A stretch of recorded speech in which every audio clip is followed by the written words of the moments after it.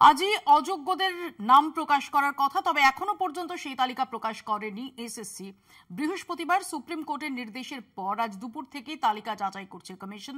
আদালতে তারা জানিয়েছে মোট 1803 জন অযোগ্য প্রার্থী আছে। নবম দশমে আছে 993 জন, একাদশ দ্বাদশে 810 জন। নাম ও রোল নাম্বার দিয়ে সেই তালিকা প্রকাশের কথা স্কুল সার্ভিস কমিশনের। সুপ্রিম কোর্ট জানিয়েছে কোনো অযোগ্য প্রার্থী যেন নতুন করে পরীক্ষায় না বসে। 7 এবং 14 সেপ্টেম্বর সেই পরীক্ষা আছে, তাই সতর্ক কমিশন। অযোগ্যদের তালিকা প্রকাশের পাশাপাশি কোন কোন অযোগ্য চাকরি প্রার্থী আবেদন করেছেন এবারের নিয়োগের জন্য তার তালিকাও প্রকাশ করতে চলেছে তারা। এ নিয়ে আমরা আলোচনা করব।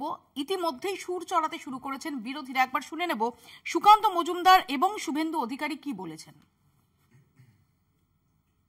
আমার যারা পশ্চিমবঙ্গবাসী আছেন, যাদের নাম এই লিস্টে বেরোবে এবং যাদের চাকরিটা যাবে, কারণ তারা পরীক্ষাতে বসতে পারবেন না, তারা কাউকে না কাউকে তো টাকা দিয়েছে। কেন আপনাদের নিজেদের শুধু মান সম্মানটা যাবে? দোকানটা খুলেছিল বলেই আপনারা তা কিনতে গেছিলেন। দোকানটা তৃণমূল কংগ্রেস খুলেছিল, দোকানটা তৃণমূল কংগ্রেসের নেতারা খুলেছিলেন। তো তৃণমূল কংগ্রেসের নেতারা যদি দোকান খুলে থাকেন, সেখানে আপনারা গিয়ে যদি আপনাদের মান সম্মান যায়, তাহলে সেই নেতাদের নাম বলুন, আমাদেরকে জানান, আমার মোবাইল নাম্বারে হোয়াটসঅ্যাপে বা মেসেজ করে জানান। আমরা সেই জেলা ওয়াইজ সেই নেতাদের ছবি এবং নাম পুরো টাঙিয়ে দেবো মার্কেটে। ওটা বাংলার মানুষ জানুক কারা কারা দোকান খুলেছেন, কোথায় দোকান খুলেছিলেন, সেই দোকান এখনো চলছে কিনা। একদম বোগাস তালিকা। মমতা বন্দ্যোপাধ্যায় এই জটিলতাটাকে কন্টিনিউ করতে চান। সুপ্রিম কোর্ট, ডিভিশন বেঞ্চ এবং এর আগে অভিজিৎ গাঙ্গুলির যে অর্ডার, এতে কিন্তু 4 জনের নাম তারা অযোগ্য। কারা? যারা ওয়েমার টেম্পারিং হয়েছে তারা 1 নম্বর, একদম ক্রিস্টাল ক্লিয়ার। আপনার প্যানেলের যে টাইম ছিল, সেই মেয়াদ উত্তীর্ণ পরে যারা নিয়োগ পেয়েছে তারা, আপনার র্যাঙ্ক জাম্প যাদের হয়েছে তাদের, এবং সাদা খাতাতে যারা চাকরি পেয়েছে। এই 4 ধরনের লোকের চাকরি থাকতে পারে না, এবং এই সংখ্যাটা 6000 সামথিং, যেটা 22 সালে অভিজিৎ গাঙ্গুলি মহোদয় একদম সংখ্যা করে অর্ডার করেছিলেন। পরবর্তীকালে ডিভিশন বেঞ্চ এই অর্ডার কন্টিনিউ করেছে। সুপ্রিম কোর্ট ওদেরই টেন্টেড বলেছে। আমাদের সঙ্গে রয়েছেন এই মুহূর্তে কংগ্রেসের তরফ থেকে চন্দন ঘোষ চৌধুরী, সিপিআই এর তরফ থেকে সৈকত গিরি, তৃণমূল কংগ্রেসের তরফ থেকে প্রসূন বন্দ্যোপাধ্যায়, কিছুক্ষণের মধ্যে বিজেপির পক্ষ থেকে অঙ্কন দত্ত আমাদের সঙ্গে এসে যোগ দেবেন। আমি প্রথমে প্রসূনদার কাছে যাব। প্রসূনদা, আজকে তালিকা, অযোগ্যদের তালিকা প্রকাশ করবে বলে জানিয়েছিল এসএসসি। এই মুহূর্তে 7টা 6 আমরা দেখতে পাচ্ছি ঘড়িতে, এখনো পর্যন্ত এই তালিকা প্রকাশিত হয়নি, এবং আপনি শুনলেন যে কিভাবে বিরোধীরা তারা ইতিমধ্যেই সুর চড়াতে শুরু করেছে। মানে প্রবলেমটা কি নিয়ে হচ্ছে, মানে কি নিয়ে সুর চড়ানো দেরি হচ্ছে? তাই সুকান্ত মজুমদার বলছেন যে যারা টাকা দিয়েছিলেন তারা আমাকে ফোন করে জানিয়ে দিন যে কাকে কাকে টাকা দিয়েছিলেন, তৃণমূলের কারা কারা দোকান খুলেছে, তাদের ছবি নিয়ে পোস্টার দিয়ে আমরা জেলায় জেলায় টাঙিয়ে দেব। আর শুভেন্দু অধিকারী বলছেন যে এটা বোগাস, যে তালিকায় প্রকাশ হোক না কেন সমস্যাটা জিইয়ে রাখছেন মুখ্যমন্ত্রী। এবং তিনি বলছেন যে অভিজিৎ গাঙ্গুলি সময়ে যে তালিকাটা দেওয়া হয়েছিল 6000-এর ওপর, এই তালিকাটা আসলে 6000-এর ওপর, যেটা 1803 বলা হচ্ছে কমিশনের তরফ থেকে, সেটা ঠিক নয়। দেখুন, প্রথম কথা হচ্ছে যে এটা একটা অত্যন্ত সংবেদনশীল বিষয়। এই বিষয়টা আমার মনে হয় যেটা নিয়ে অযথা সব বিষয়ে রাজনীতি করার যে একটা প্রবণতা রয়েছে, যে সব বিষয়ে রাজনীতি করতে হবে, তার থেকে একটু রিফ্রেইন করলে ভালো হয়। ওই পৈশাচিক উল্লাস তৈরি করা যে কোনো কিছু মানুষের বড় সমস্যা হয়েছে, রাজ্য সরকার তাদের মতো করে তারা লিগ্যাল অপশনস গুলো এক্সপ্লোর করেছে। পৃথিবীতে কোনো সুস্থ মানুষ কোনো সুস্থ আইনে কোনো আইনি পথ এক্সপ্লোর করাকে সমালোচনা করতে পারেন না, যদি না তিনি আইদার উন্মাদ হন বা ডেলিবারেটলি সমালোচনা করার জন্যই কিন্তু করেছে। প্রসঙ্গ আপনি যেটা বলছেন যে কিছু মানুষের সমস্যা হয়েছে তাই নিয়ে পৈশাচিক উল্লাস, সমস্যাটা হয়েছে তার কারণ, একমাত্র কারণ তো হচ্ছে দুর্নীতি হয়েছে। এসএসসি যদি যোগ্য অযোগ্যদের তালিকা দিয়ে দিত, যে ওয়েমার শিট দেখে যে চাল আর কাঁকড় যদি আলাদা করা যেত, তাহলে তো এত কিছু প্রয়োজনই ছিল না। দেখুন, এসএসসি একটি অটোনমাস বডি, সেটা আপনিও জানেন, আমিও জানি, যারা বলছেন তারাও জানেন আমি আশা করি।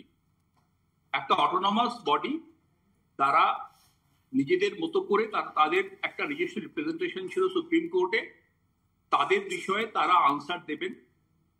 যেটা দেরি হচ্ছে তারা কেউ অভিযোগ করছেন, সেটা এসএসসি ডেফিনেটলি তার কারণ দেখাবে যে কেন তারা দেরি হয়েছে বা ইত্যাদি। কিন্তু মূল পয়েন্টটা হচ্ছে যে তারা একটা অটোনমাস বডি, কোনো স্টেট গভর্নমেন্ট আর কোনো এসএসসি, সেন্ট্রাল গভর্নমেন্ট আর ইউপিএসসি এক নয়। ইউপিএসসিতে এর আগে অনেকবার প্রশ্ন লিক হলে তাহলে সেন্ট্রাল গভর্নমেন্ট সেই বিষয়ে কোনো স্টেক হোল্ডার হতে পারে না। সেন্ট্রাল গভর্নমেন্ট তার যেটুকুনি লিগ্যাল অপশন আছে সেটা এক্সপ্লোর করতে পারে।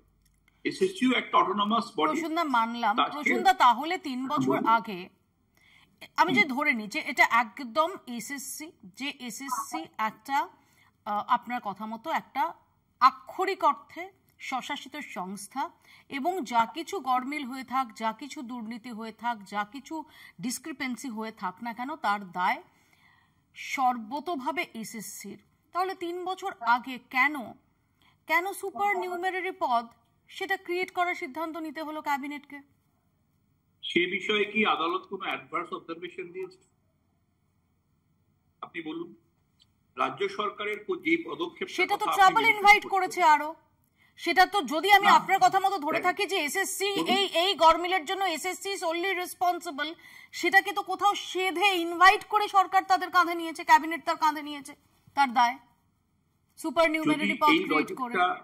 আপনি বলুন, with due respect to you, যদি সেই লজিকটা টেনেবল হতো, সেটা তো হাইকোর্টে এবং সুপ্রিম কোর্টে ফ্ল্যাগ করা চেষ্টা করা হয়েছিল, আপনিও জানেন।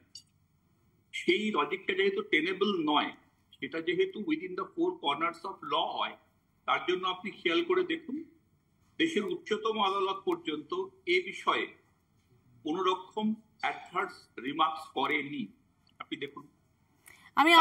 আমি আসবো আপনার কাছে প্রসন্দা, আমি একটু আসবো প্লিজ, আমি সৈকতের কাছে আসি। সৈকত, প্রথমত হচ্ছে প্রসন্দা রেগুলার প্যানেলিস্ট নয় বলে আমি ওইভাবে সরাসরি আক্রমণে না গিয়ে আমি শুধু 2-3টে পয়েন্ট বলি। প্রথমত হচ্ছে পুরো বিকৃত তথ্য দিলেন। এক হচ্ছে সুপার নিউমেরিক প্রশ্নে সুপ্রিম কোর্টের অবজারভেশন পরিষ্কার ছিল যে এটা আইনসঙ্গত নয়, এটা বেআইনি, কিন্তু আমরা রাজ্য সরকারের ক্যাবিনেটের বিরুদ্ধে কোনো ব্যবস্থা নেওয়ার ক্ষেত্রে আমরা এখনো সেই ক্ষেত্রে কোনো রায় দেব না, অবজারভেশন ছিল এটা। 1, 2, এই যে কিছু শব্দ চয়ন করছেন, আমি জানি প্রসন্দা যথেষ্ট সেন্সেবল একজন প্রশাসনিক কর্তা ছিলেন, আমি জানি না তৃণমূল করলে এই জায়গায় পৌঁছতে হয় কিনা যে কিছু কথা এই শব্দগুলো ব্যবহার করছেন।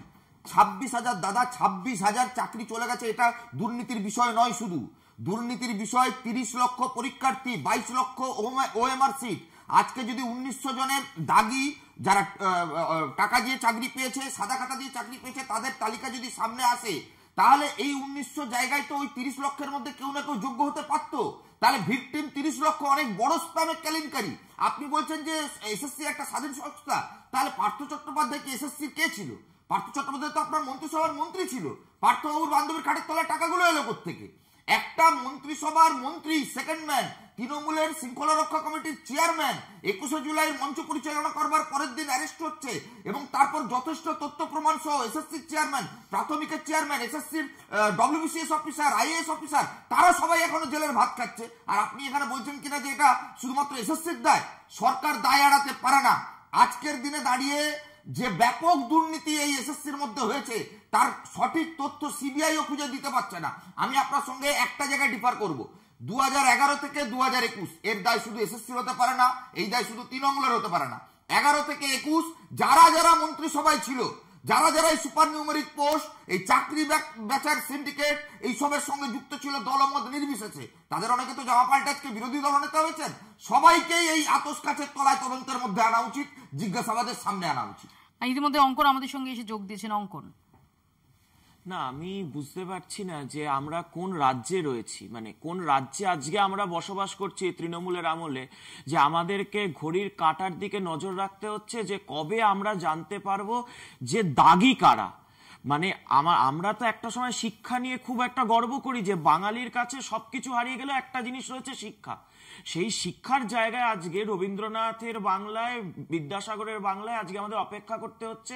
ভারতবর্ষের ইতিহাসে নজিরবিহীন, মানে কোনো কংগ্রেসের রাজত্বে, কোনো সিপিএম এর রাজত্বে, কোনো বিজেপির রাজত্বে এই দৃশ্য কখনো দেখা গেছে কিনা যে ঘড়ির কাঁটায় মানুষ বসে আছে সেই উচ্চ মাধ্যমিক মাধ্যমিকের ফল প্রকাশের মতো, যে দাগি কারা। আসলে যদি একটা সরকার দাগি হয়ে যায় না, যদি একটা সরকার পুরোপুরি দুর্নীতিগ্রস্ত হয়ে যায় এবং নির্লজ্জের মতো, মানে একটা সরকারের মাথা থেকে ব্লক স্তর পর্যন্ত সবাই শিক্ষাটাকে ওই বিক্রয়যোগ্য পণ্যে পরিণত করে, যে না চাকরি মানে 15 লাখ 20 লাখ 25 লাখ 30 লাখ, যার যত দাম দিতে পারবে, যে যত দর দিতে পারবে, সেইভাবে চাকরিগুলোকে বিক্রি হবে। আমাদেরকে আজকে এই দুর্ভাগ্যের দেখতে হচ্ছে। আজকে এসএসসি, আপনি বলুন তো, যে নাকি আবার 7 তারিখ 10 তারিখ 14 তারিখ এরকম ডেটে তারা পরীক্ষা নেবে, তাদের কি বিশ্বাসযোগ্যতা আছে? এই সংস্থার উপর কি আর আমরা বাঙালি বিশ্বাস করতে পারি? এই এসএসসি থাকা সত্ত্বেও আজকে স্বায়ত্তশাসিত সংস্থা, এর ওপর আমাদের রাজ্য সরকারের কিছু নেই। মমতা বন্দ্যোপাধ্যায়কে অভিনন্দন, মমতা বন্দ্যোপাধ্যায়কে শুভনন্দন। 16,000 চাকরি দিলেন, 20,000 চাকরি দিলেন। একদিকে মমতা ব্যানার্জির ছবি, একদিকে পার্থ চট্টোপাধ্যায়ের ছবি। এই করে তো বলা হয়েছিল ক্রেডিট নেওয়ার সময়, যখন এই নিয়োগগুলো হয়েছিল, যখন এই চাকরি চুরি করে তৃণমূলের নেতারা এই আলু পটলের দরে বিক্রি করেছিল চাকরিগুলোকে, তখন তো গোটা কলকাতা পোস্টারে ছেয়ে গেছিল যে এই নিয়োগ দেওয়ার কৃতিত্বকে না তৃণমূল কংগ্রেস, মমতা ব্যানার্জি, পার্থ চ্যাটার্জি। আজকে লোকাচ্ছেন কেন? আজকে কেন তৃণমূল কংগ্রেস এই চাকরি দুর্নীতির দায় গ্রহণ করছে না? আসবো আমি এই প্রসঙ্গে প্রসূনদার কাছে উত্তর নেব, তার আগে চন্দনদার কাছে আসবো। একেবারে শুরুতে তোমাকে একটা কথা বলে নিই, আমরা যে চেস করছি যে ঘটনাকে ঘিরে, প্রথমত আমি এটা তোমাকে বলতে পারি যে অটোনমি নিয়ে প্রসূনদা কথা বলছিলেন, আমি বলবো অটোনমি অফ করাপশন। মানে মূল জায়গাটাতে দাঁড়িয়ে আমরা একটা জিনিস বুঝেছি যে প্রত্যেকটা ইউনিট যারা কাজ করেছে তারা প্রত্যেকে স্বয়ংশাসিত সংস্থা নিজেরা এবং স্বয়ংশাসিত প্রতিষ্ঠান হয়ে উঠেছে। তুমি যদি সেই অর্থে বলো, আচ্ছা এটা তো ঘটনা, তুমি একটু পিছিয়ে গেলে দেখবে 2019 সাল, যখন কতিপয় কিছু ছাত্র শিক্ষক যারা চাকরির দাবিতে সঠিক বা যোগ্য শিক্ষক দাবি করেছেন, অনশন তৈরি করেছেন, এমন একটি সময়ে মুখ্যমন্ত্রী সেখানে উপস্থিত হলেন এবং সেখানে একটি কমিটি তৈরি করলেন, যে কমিটির 6 জন সদস্য জেলে। মানে আমার বলা উদ্দেশ্যটা এটা, মুখ্যমন্ত্রী যেমন স্বয়ংশাসিত ছিলেন আছেন, ঠিক তেমনভাবে পার্থবাবু স্বয়ংশাসিত। পার্থবাবুর আন্ডারে যে কমিটিটি কাজ করেছিল, যাদের যোগ্যতার নিরিখে চাকরি দেওয়ার অথরিটি ছিল মুখ্যমন্ত্রীর নির্দেশে, তারাও স্বয়ংশাসিত কারাপশন করেছেন এবং এই স্বয়ংশাসিত কারাপশনের মূল মালিকানাটা এসএসসিও নিয়ে গেছে। আচ্ছা একটা কথা মৌপিয়া, তোমাকে যদি আমি একটু স্মরণ করিয়ে দিই, এসএসসি এক্সামিনেশনের ডেটটা যখন ডিক্লেয়ার হলো তোমার অনুষ্ঠানে আমি সেই প্রসঙ্গটা তখনও তুলেছিলাম যে মুখ্যমন্ত্রী এসএসসির পরীক্ষার ডেট ঘোষণা করছেন এবং অ্যাট দি সেম টাইম উনি তার যে ডেকোরামস, কারা এখানে অ্যালাউড হবে কারা হবেন না এবং তাদের জন্য কি কি প্রভিশনস, সেটা সরাসরি তোমরা দেখিয়েছো। আমি এখানে বসে সেদিনও বলেছিলাম স্বয়ংশাসিত সংস্থা যদি এসএসসি হয় মুখ্যমন্ত্রী করছেনটা কি।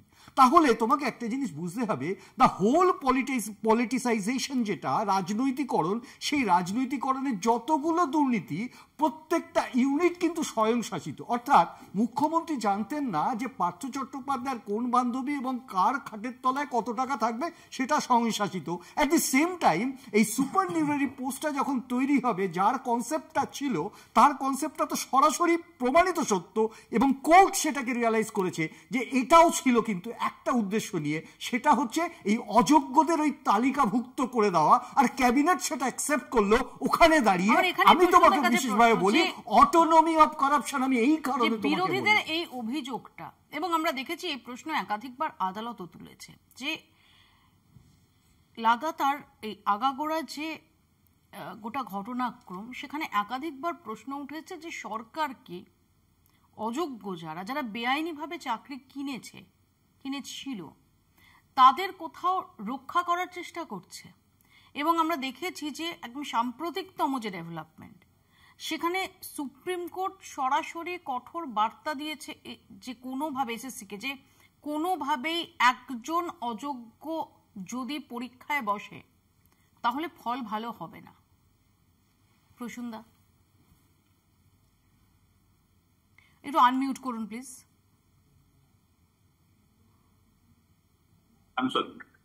আপনি যে লাস্ট যে সেন্টেন্সটা বললেন তার মধ্যেই আনসারটা লুকিয়ে রয়েছে।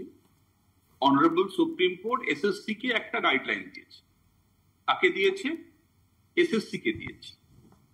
সুতরাং এই যে পুরো প্রক্রিয়াটা যেটা আপনি বলছেন সেটার জন্য প্রাইমারি স্টেক হোল্ডার এসএসসি। আমরা সবসময় অনারেবল কোর্ট, সুপ্রিম কোর্ট হোক, হাইকোর্ট হোক, তাদের ভার্ডিক্টকে সম্মান করি। যেভাবে সুপ্রিম কোর্ট বলেছেন সেই যেটুকু আমাদের পার্টে পার্টিনেন্ট, সেটা রাজ্য সরকারের পার্টে যেটা পার্টিনেন্ট, সেটা রাজ্য সরকার অক্ষরে অক্ষরে মেনে চলেছে এবং চলবে। আচ্ছা, আমি একটা জিনিস একটু জিজ্ঞেস করছি প্রশ্ন, আমি স্মরণ করতে পারছি না, তাই আমি আপনার কাছে জানতে চাইছি। আপনি যেটা বলছেন যে এসএসসি একটা স্বশাসিত সংস্থা, তাহলে এটা কখনো হয়নি তো যে এসএসসির বিরুদ্ধে যাতে কেন্দ্রীয় এজেন্সি তদন্ত না করে সেটা আটকাতে রাজ্য সরকার কখনো কোর্টে যায়নি? তো গেছে কি?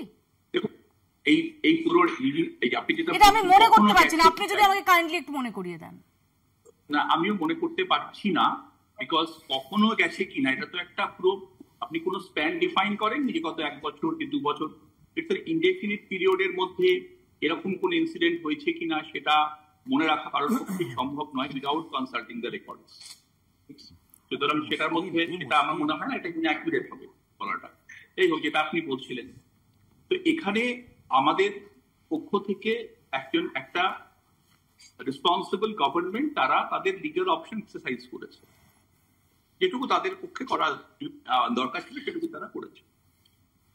ফাইনালি অনারেবল কোর্ট একটা ডাইরেকশন দিয়েছেন টু দ্য এসএসসি, যেটা একটা অটোনমাস বডি। তাতে প্রবলেমটা কোথায়? অটোনমাস বডি করছেন, তাহলে অ্যাডভোকেট জেনারেল দাঁড়ান কেন?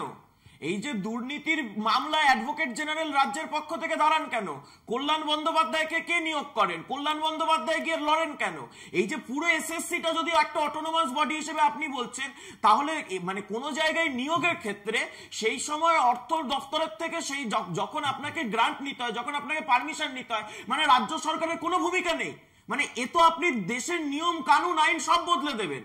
একটা চাকরি হচ্ছে এসএসসির দ্বারা নিয়োগ হচ্ছে, এসএসসি মানে শিক্ষা মন্ত্রকের অধীনে নয়, শিক্ষামন্ত্রীর দায়িত্ব নেই। আমি উত্তর নিয়ে নি প্রসূনদা, খুব সংক্ষেপে অঙ্ক। আপনার according to your logic public service commission কোন অটোনমাস বডি নয়, বিকজ স্যাংশন পোস্ট কতগুলো আছে বিভিন্ন র্যাঙ্কে, সেটা গভর্নমেন্টকে ইনফর্ম করতে হয়, তার জন্য ফিনান্সের ক্লিয়ারেন্স দিতে হয়।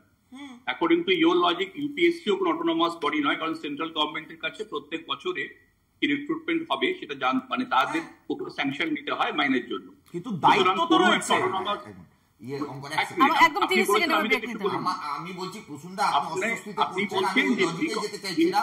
26,000 নয় 22 লক্ষ পরীক্ষার্থী ভিকটিম হয়েছে। এই টাকাগুলো চুরি করেছে শুভেন্দু অধিকারী, অভিষেক বন্দ্যোপাধ্যায় হাতে হাত মিলিয়ে। আরে শুভেন্দু অধিকারী কোথায়? প্রমাণ করো না ভাই, তোমার উকিলকে বলো না প্রমাণ করতে। চুরিটাকে চুরি বলুন না, এই দেখুন আপনারা কেন ছেড়ে দেন? বিকাশ ভট্টাচার্য বলুন না, বিকাশ ভট্টাচার্য বলুন না। আরে বাবা, বিকাশ ভট্টাচার্য তো রয়েছে, বিজেপি সাহিদা তো রয়েছে, বিকাশ ভট্টাচার্য ফিরদৌস আমাকে একটা ব্রেক দিতে হবে। ছোট একটা বিরতির পর আমরা বলছি যে এই নামের তালিকা সেটা কখন প্রকাশ হয়, কারণ আজ কিছুক্ষণের মধ্যেই সেই নামের তালিকা প্রকাশ হবে এমনটাই সূত্রের খবর। সেদিকে আমাদের নজর থাকবে। একটা ছোট্ট বিরতির পর ফিরছি, দেখতে থাকুন বাংলা বলছে। এদিকে বিজেপি শাসিত রাজ্যে বাংলা এবং বাঙালিদের উপর আক্রমণের ঘটনায় এবার বিধানসভায় প্রস্তাব আনছে তৃণমূল। সোমবার থেকে রাজ্য বিধানসভার বিশেষ অধিবেশন ডাকা হয়েছে। বিজেপিকে বৃত্তে প্রস্তাব আনা হবে এসআইআর এর বিরুদ্ধে। দেখুন,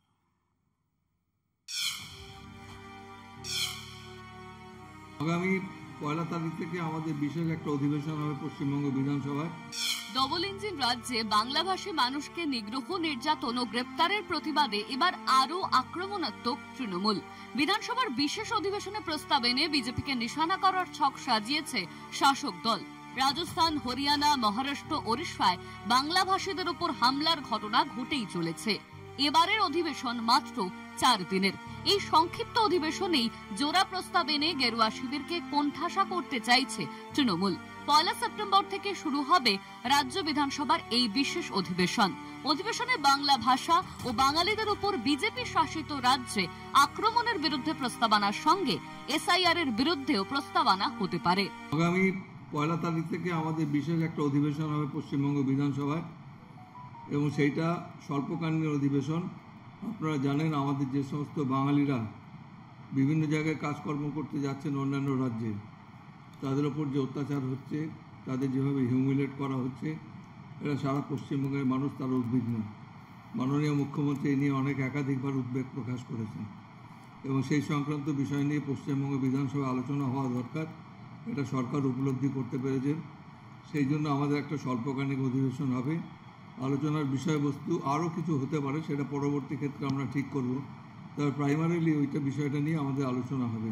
বিধানসভার সচিবালয় সূত্রে জানা গিয়েছে, প্রথম দিনের অধিবেশন শোক প্রস্তাব এনেই মুলতবি হয়ে যাবে। মঙ্গলবার বিধানসভায় ডবল ইঞ্জিন রাজ্যে বাংলা ভাষা ও বাংলাভাষী মানুষদের উপর আক্রমণের বিরুদ্ধে প্রস্তাবনা হতে পারে। বৃহস্পতিবার বিধানসভার বিশেষ অধিবেশনের শেষ দিন, ওই দিন নির্বাচন কমিশনের এসআইআর এর বিরুদ্ধে প্রস্তাব এনে আলোচনা হবে। মুখ্যমন্ত্রী একদিকে ধারাবাহিক আন্দোলন চালিয়ে যাওয়ার জন্য দলকে মাঠে নামিয়েছেন, অন্যদিকে প্রশাসনিকভাবে প্রতিবাদ রেকর্ড করাতে চান বিধানসভার অধিবেশনে। বিজেপির জোড়া ফলায় বিদ্ধ হওয়া শুধু সময়ের অপেক্ষা। কলকাতা টিভি। আমি এই প্রসঙ্গে অঙ্কনের কাছে আসবো, যে অঙ্কন, এবার এই বাংলা ভাষীদের বিভিন্ন রাজ্যে আক্রান্ত হওয়ার প্রসঙ্গ, তাই নিন্দা প্রস্তাব আনতে চলেছে সরকার পক্ষ, এবং যে জন্য রাজ্য বিধানসভার যে বিশেষ অধিবেশন শুরু হতে চলেছে সেখানে আনতে চলেছে, এবং একই সঙ্গে এসআইআর প্রসঙ্গও থাকছে। কি বলুন তো, একটা রাজনৈতিক দল যদি দেখে যে তার কাছে কোনো নীতি নেই, কোনো আদর্শ নেই, কোনো কর্মসূচি বা সরকারের কোনো বক্তব্য নেই যেটা দিয়ে সে 2026-এর নির্বাচনী বৈতরণী পার হতে পারবে, তখন তাদের একমাত্র আশ্রয় হচ্ছে এই ধরনের ইস্যুগুলোকে।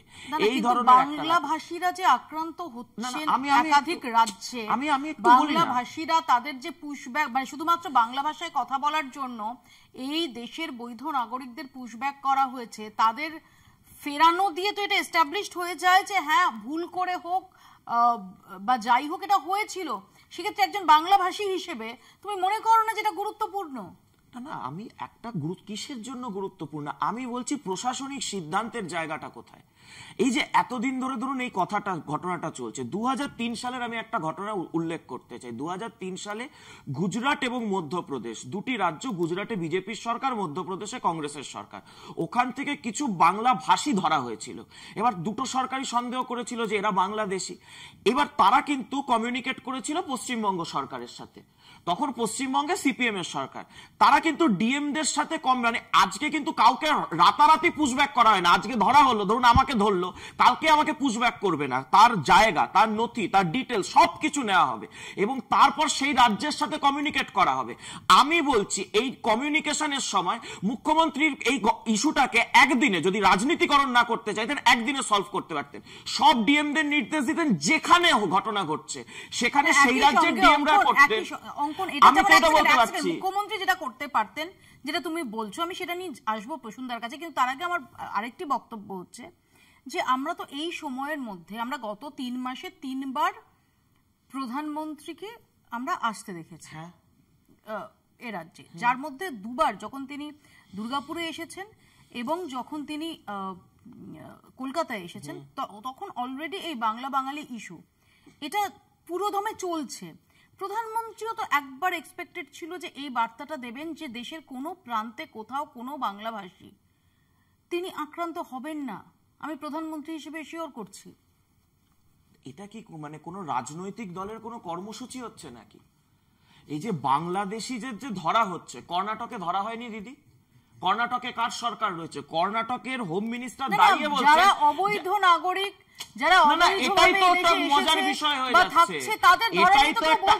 আমি এটাই তো বলছি একটা মজার বিষয় হয়ে যাচ্ছে। ধরুন আজকে পাঞ্জাবের জেলে 27 জন মালদার পরিযায়ী শ্রমিক পড়ছে, লিটারালি পড়ছে মালদার জেলে, এই মানে সরি পাঞ্জাবের জেলে মালদার 27 জন। মালদার এদের জন্য কি করেছে রাজ্যের সরকার বলুন? তামিলনাড়ুতে আমি বলছি তামিলনাড়ুতে মেরে খুন করে দেওয়া হয়েছে, কি করেছেন? শুধুমাত্র বিজেপি শাসিত রাজ্য দেখলে হবে?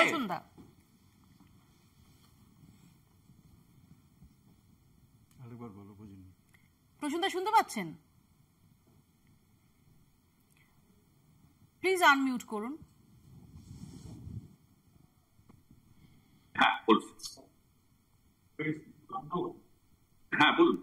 হ্যাঁ, অনেকগুলো অভিযোগ অঙ্কন এনেছে। অঙ্কন বলছে রাজ্য সরকার কি করছে এই প্রশ্নে।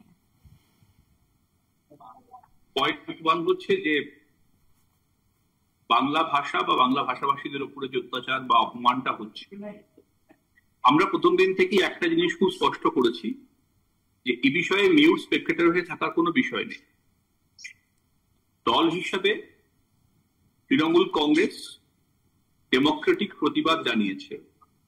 সেই প্রতিবাদের ভাষা, বাঙালির সেই প্রতিবাদ আরো তীব্র হবে, তীব্রতর হবে যতক্ষণ না দিল্লির দল ছাড়ুন, সরকারের কথা বলুন।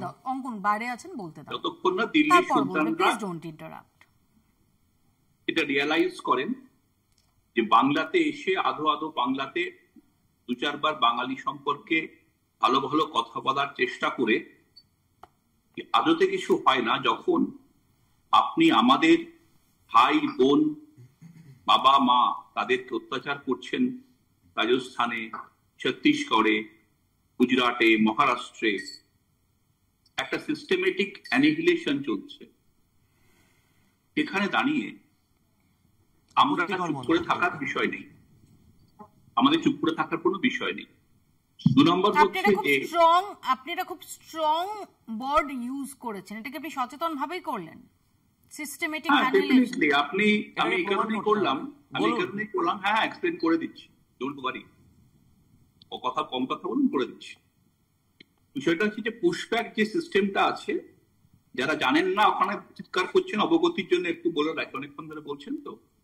প্রথম কথা, 14 ফরেনার্স অ্যাক্টে গ্রেফতার করলে the person has to be produced before a court and the court orders the pushback.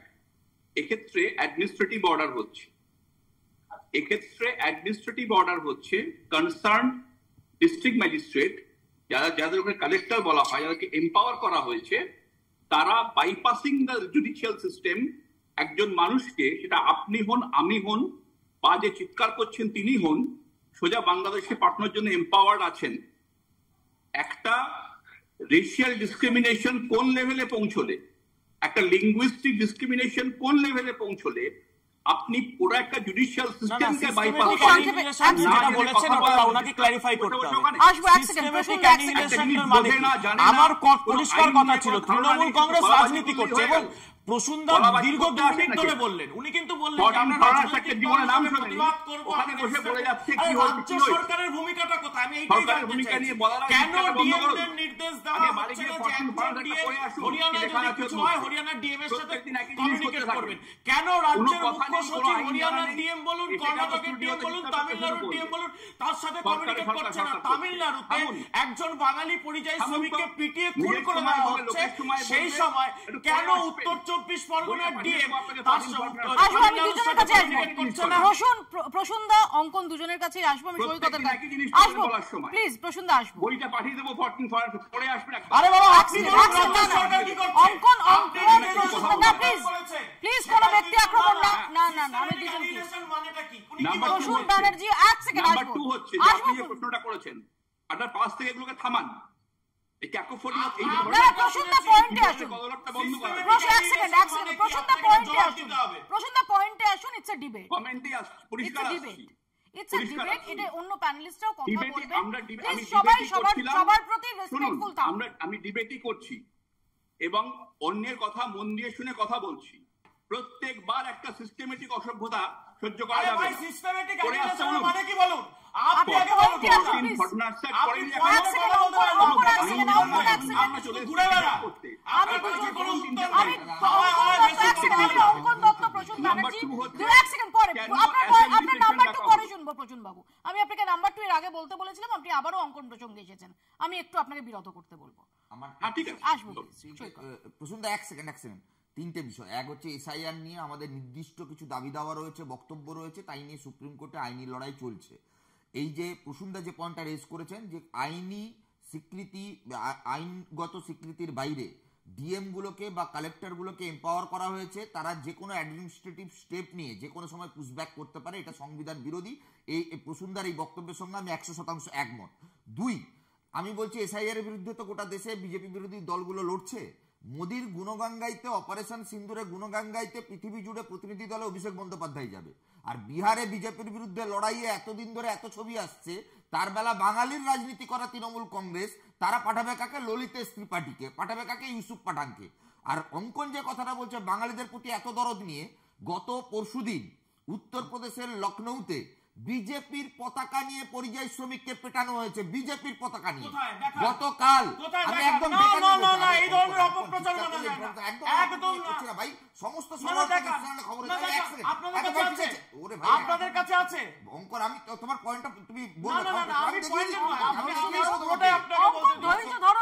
দাও, ছবি সহ দেখিয়ে দেবো।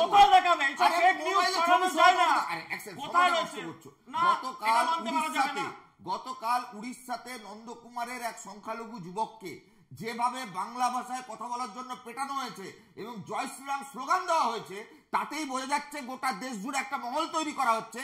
বাংলা ভাষায় কথা বললে তারা বাংলাদেশি। এর ধারক বাহক, এর সূত্রপাত করেছেন যিনি, তার নাম আসামের বিজেপির মুখ্যমন্ত্রী হেমন্ত বিশ্ব শর্মা। সাইদ ভাই, বিজেপি এর বিষয়ে কথা বলার কোনো জায়গায় নেই।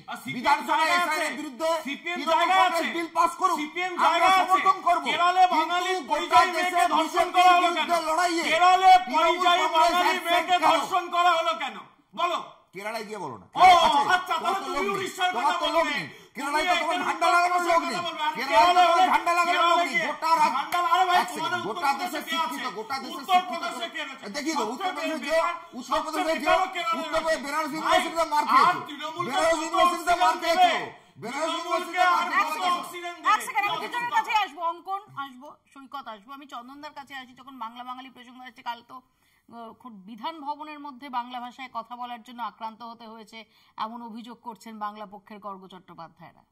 দেখো, আমি একেবারে শুরুতে যেটা বলি, তুমি যে প্রসঙ্গটা তুললে বিধান ভবনে, তুমি তারও আগে জানো বিধান ভবন আক্রমণ হয়েছে এবং সেটা একটা রাজনৈতিক আক্রমণ। এবং আমি বারবার একটা কথা বলি যে কংগ্রেস এই ডিভিশনের মধ্যে নেই। আমি বারবার বলি, যেখানে শুধু বাংলা কেন, কোথাও যদি তামিল, কোথাও যদি বিহার, কোথাও যদি হিন্দি সেটা আক্রান্ত হয়, তার বিরুদ্ধেও কংগ্রেস। আমি তোমাকে প্রথমে একটা কথা বলে নিই, আমরা সম্ভবত, তোমার রেকর্ডও বলবে যে যখন বাঙালি বিভিন্ন জায়গাতে আক্রান্ত হয়েছে, প্রথম কলকাতার রাজপথে প্রতিবাদ মিছিল আমরা করি এবং আমরা সিএমকে বলি যে আপনি দয়া করে রাজনীতির বাইরে আসুন, কেন্দ্রীয় মন্ত্রী যারা তারাও আসুন, একটা মিউচুয়ালি আসুন, একটা ফ্যাক্ট ফাইন্ডিং মিশন তৈরি করুন, প্রেশার তৈরি করুন, যেখানে কেন্দ্র এবং রাজ্যের কোঅপারেশন থাকবে, যাতে একটা ভাষা কখনো মেরুকরণের নতুন রাজনীতি সমীকরণ না হয়ে দাঁড়ায়। যেটা আমরা দেখেছি ধর্মের সমীকরণ 2021-এ, 26-এ যেন ভাষাটাকে ঘিরে অন্তত মেরুকরণ না হয়। তৃণমূল সরকার করা উচিত ছিল চৌধুরী। আমি এই প্রসঙ্গেই এই কথাই বলছি। আজকে হরিয়ানাতে গিয়ে আমি সেই প্রসঙ্গেই আসছিলাম। আজকে দেখো, এটা আমি বিজেপি শাসিত বিভিন্ন জায়গায় রিপোর্টস বেশি, নো ডাউট অফ ইট, কিন্তু ঘটনাচক্রে অনেক স্টেট আছে যেখানে বাঙালি আক্রান্ত হচ্ছে। তোমাকে একটা কথা পরিষ্কারভাবে বলি, ও যে প্রসঙ্গটা তুলেছে, হরিয়ানাতে অধীর চৌধুরী পৌঁছে গেছিলেন এবং সেখানে গিয়ে আশ্বস্ত করেছেন এবং শুধু তাই না, অ্যাডমিনিস্ট্রেশনের সাথে কথা বলেছেন। এই কাজটা কিন্তু রাজ্য সরকার করতে পারতো। অধীর চৌধুরী কিন্তু এই মুহূর্তে এমপিও নন। সুতরাং আমি যেটা বলতে চাই সেটা হচ্ছে রাজনৈতিক একটা সমীকরণ আবার তৈরি করার চেষ্টাটা গতকালকে গর্গ চ্যাটার্জি আমাদের প্রদেশ সভাপতির সাথে দেখা করতে গিয়ে যে সমীকরণটা তৈরি করবার চেষ্টা করেছেন, আমি পরিষ্কার দর্থহীন ভাষায় তোমাকে বলে গেলাম। গর্গকে আমি চিনি, তুমিও জানো। ঘটনা চক্রে ও যে বিবৃতি দিয়েছে সেটা ভ্রান্তমূলক বিবৃতি, রাজনৈতিকরণের বিবৃতি। আমি পরিষ্কারভাবে বলছি, আমি অন্য কোনো জায়গায় যাচ্ছি না। বাঙালির স্বার্থ প্রোটেকশন ভারতবর্ষের গ্র্যান্ড ওল্ড পার্টির প্রথম প্রেসিডেন্টই বাঙালি ছিলেন। আমরা তো বাঙালি বলে আলাদাভাবে দেখিনি, আমরা দেখেছি ভারতীয়ত্ব, জাতীয়তাবাদ, এগুলো আমাদের স্লোগান, আমরা এইভাবে ভেবেছি। এবং আমি এখানে বলে শেষ করি, ওই বিবিধের মাঝে দেখো মিলানো মহান, এটা জাতীয় কংগ্রেসের মন্ত্র আজও বলি, আজও আমরা সঠিক জায়গায় সৈকতরা তুলেছেন যে গতকালই যখন আমরা আলোচনা করছিলাম সেই সময় যেটা খবর ছিল যে মমতা বন্দ্যোপাধ্যায় বা অভিষেক বন্দ্যোপাধ্যায় তারা পাটনায় যাচ্ছেন না। আজকে সকালের যেটা ডেভেলপমেন্ট, মমতা বন্দ্যোপাধ্যায় অভিষেক বন্দ্যোপাধ্যায় যাচ্ছেন না রাহুল গান্ধীর আমন্ত্রণে, কিন্তু ইউসুফ পাঠান এবং ললিতেশ ত্রিপাঠী তাদের পাঠানো হচ্ছে তৃণমূলের প্রতিনিধিত্ব করার জন্য। দেখুন,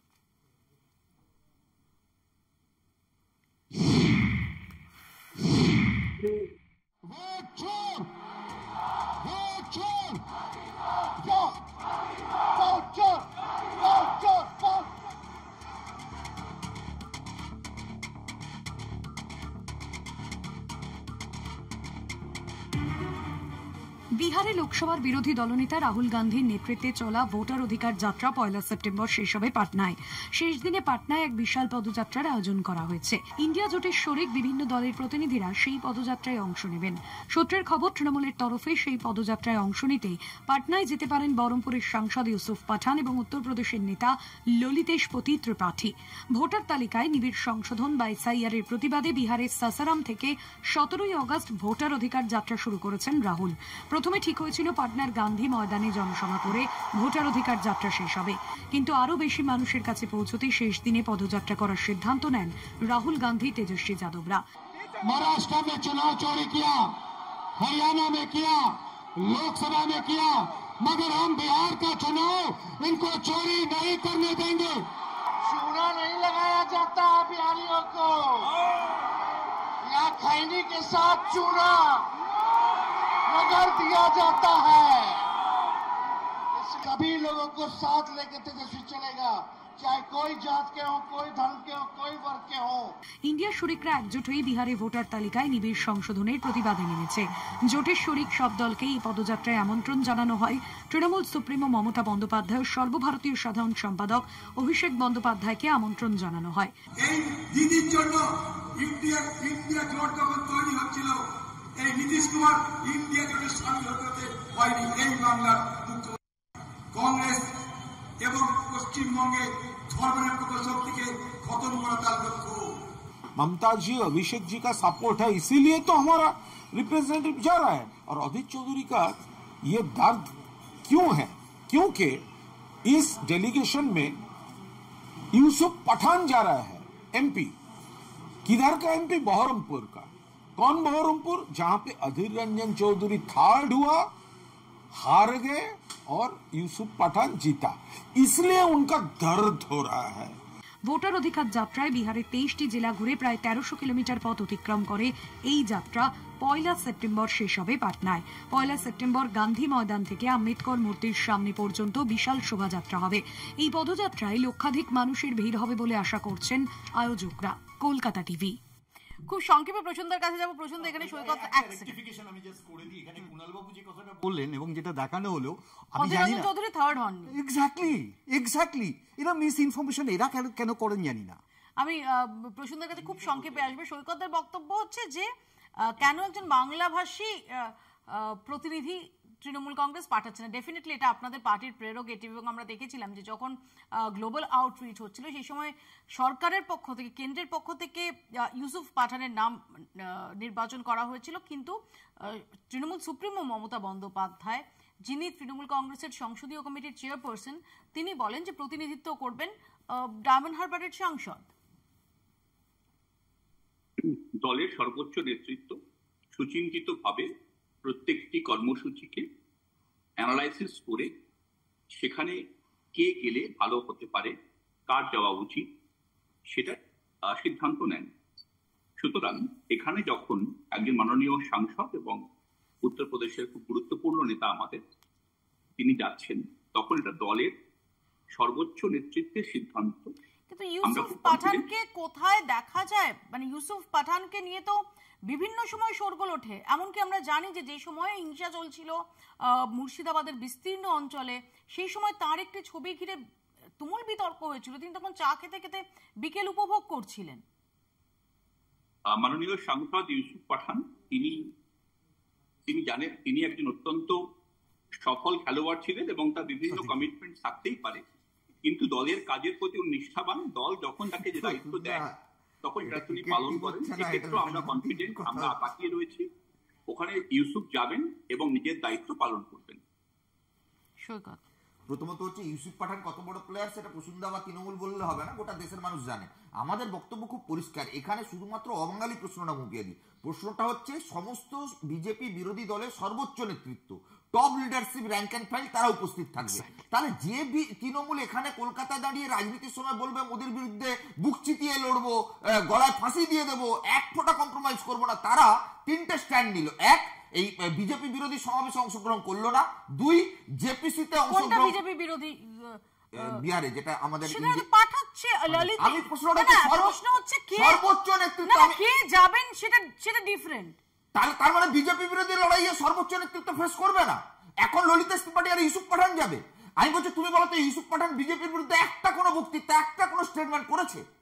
আজকের দিনে দাঁড়িয়ে কোনটা ইম্পর্টেন্ট? মমতা বন্দ্যোপাধ্যায়, অভিষেক বন্দ্যোপাধ্যায়, তিনি একজন সাংসদ। তো যদি তৃণমূল কংগ্রেস মনে করে সে তো দেব সাংসদ, 3% অ্যাটেন্ডেন্স, 3% অ্যাটেন্ডেন্স, 2% অ্যাটেন্ডেন্স, 15 জন এমপি যাদের 5% নিচে অ্যাটেন্ডেন্স, একটাও প্রশ্ন করেনি। আমি বলছি না, কিছুদিন আগে কল্যাণ বাবু বলেছেন ডেটা চেক করে দেখে নিন লোকসভায়। প্রশ্নটা এখানে না দিদি, আমি একটা পয়েন্ট শুধু রেজ করে দিই। জেপিসিতে যখন বিজেপি বিরোধী সব দল পার্টিসিপেট করে আলোচনা ওই সংশোধনী বিলের বিরুদ্ধে কথা বলবে, তৃণমূল অংশগ্রহণ করবে না। আমি আরেকটা ইনফরমেশন দিই, সমস্ত পার্লামেন্টারি এমপি তারা যখন সংসদ ভবন থেকে election commission of the March করেছিল এসআইআর এর বিরুদ্ধে, সব দলের এমপিরা উপস্থিত ছিল। উপস্থিত কে ছিল না? অভিষেক বন্দ্যোপাধ্যায়। কোথায় ছিল? অসুস্থ ছিল না, কেমস্ট্রিতে বৈঠক করছিলেন কিভাবে বিধানসভা নির্বাচনে তৈরি হবে। মহুয়া মৈত্র অসুস্থ হয়ে পড়লেন, সাগরিকা ঘোষরা ছিলেন।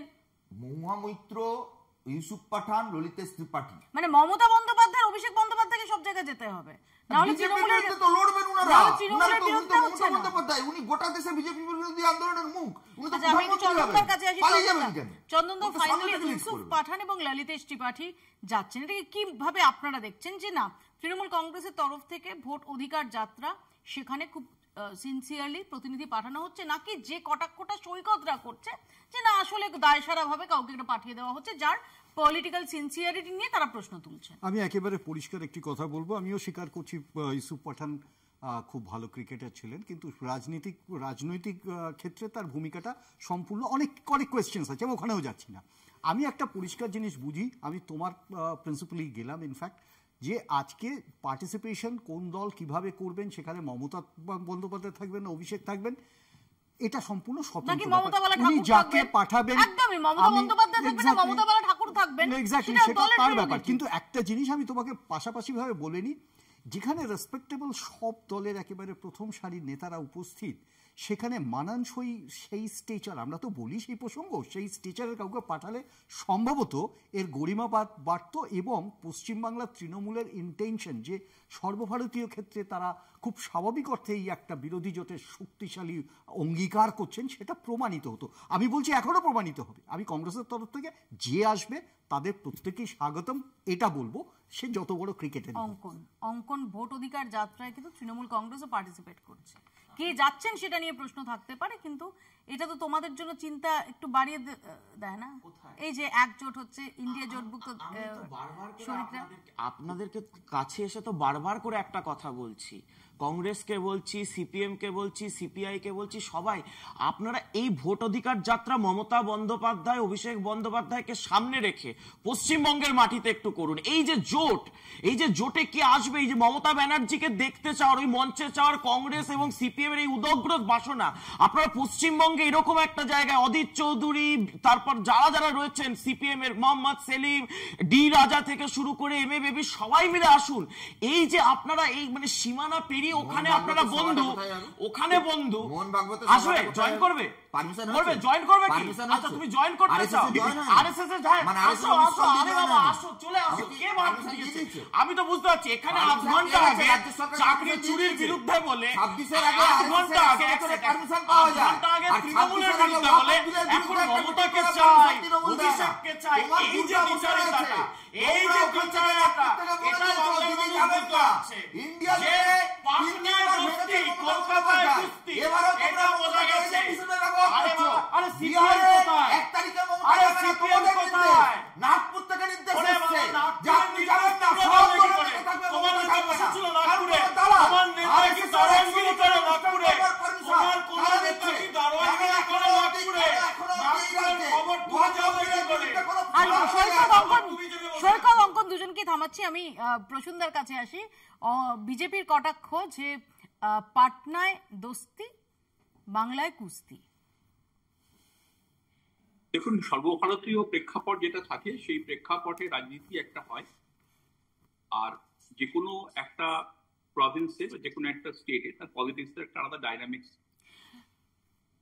বিজেপি কি বললো, বিজেপির প্রসূনদা আপনি যেটা বলছেন টু সাম এক্সটেন্ট সেটা ট্রু, বাট আমি জাস্ট একটা কথা বলছি যে ভোট অধিকার যাত্রা কি নিয়ে? এসআইআর নিয়ে। এসআইআর নিয়ে জাতীয় স্তরে ইন্ডিয়া জোটভুক্ত সমস্ত দল সমস্বরে কথা বলছে। এক সেকেন্ড প্রসূনদা, আমাকে জাস্ট এটা শেষ করতে দিন। গতকালই যখন সর্বদল বৈঠক হয়েছে, সেই সর্বদল বৈঠকে সেই আপনাদের ইন্ডিয়া জোটের শরিকরাই তারা এ রাজ্যে শাসক দলের বিরুদ্ধে নিশানা করেছেন সেই এসআইআর নিয়ে। বুঝতে পেরেছি। দেখুন, এসআইআর নিয়ে সামগ্রিকভাবে ইন্ডিয়া জোট একটা খুব ইউনিফর্ম পিকচার প্রেজেন্ট করছে। এবার আইসোলেটেড কোনো একটা ইস্যুকে তারা যদি ফ্ল্যাগ করতে চান, এটা তো ডেমোক্রেটিক কান্ট্রি, আমরা ডেমোক্রেসিতে বিশ্বাস করি, আমরা বিজেপির মতো অটোক্রেসি বিশ্বাস করি না। সবাইকে থামিয়ে যেতে হবে, চুপ করে যেতে হবে, 20 জন মার্শাল নিয়ে বিল পাস করতে হবে, এরকম তো বিশ্বাস করি না। ফলে যে কোনো পলিটিক্যাল পার্টি তিনি ইন্ডিয়া জোটে যদি শরিক হন, যদি কোনো মিটিংয়ে তার কোনো বক্তব্য থাকে, কোনো একটা স্পেসিফিক বক্তব্য, আইসোলেটেড বক্তব্য যেখানে স্লাইট নোট অফ ডিসেন্ট আছে, সেটা ডেমোক্রেসিতে ওয়েলকাম। তার জন্য লার্জার পার্সপেক্টিভ কোথাও ব্যাহত হয় না। এসআইআর ইস্যুতে ইন্ডিয়া জোট ঐক্যবদ্ধ এবং এটা ডিফিটেড হবে। ফাইনালি আপনি দেখবেন যে এই এসআইআর আলটিমেটলি আমার মনে হচ্ছে যে একটা কোথাও ইন্টারভেনশন হবে। আমাদের সময় একদম শেষ, এখানেই শেষ করতে হবে। আমরা ডেফিনেটলি নজর রাখছি যে এসএসসির তরফ থেকে অযোগ্যদের তালিকা সেটা কখন প্রকাশিত হয়, সেই তালিকায় কাদের নাম থাকে সেদিকে আমাদের নজর রয়েছে। আমরা সেই সংক্রান্ত আপডেট আপনাদের দিতে থাকবো। আপাতত বাংলা বলছে এখানেই শেষ করছি। দেখতে থাকুন কলকাতা টিভি।